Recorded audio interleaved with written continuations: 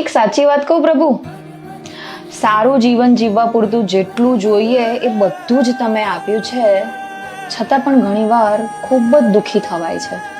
મન એકદમ અશાંત થઈ જાય છે.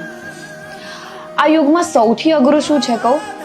લોકોને ઓળખવા કે કોણ છે પોતાનું ને કોણ નથી પોતાનું.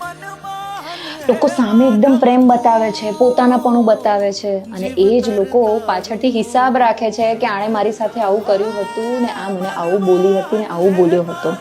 પાછા જો કોઈની સામે રડી જઈએ તો એકદમ સાંત્વના આપશે, પણ પાછળથી મજાક ઉડાવે છે.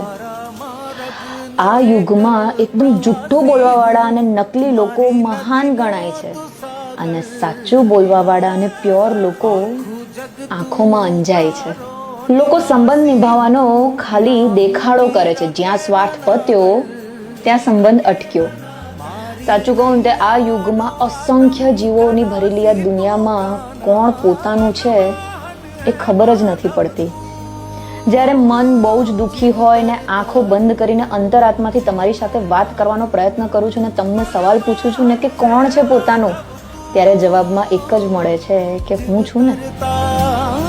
તમારી એક શીખ જે બહુ જ મદદ કરે છે કે સાંભળ, તારે બદલો લેવાની કંઈ જ જરૂર નથી, સંયમ રાખ.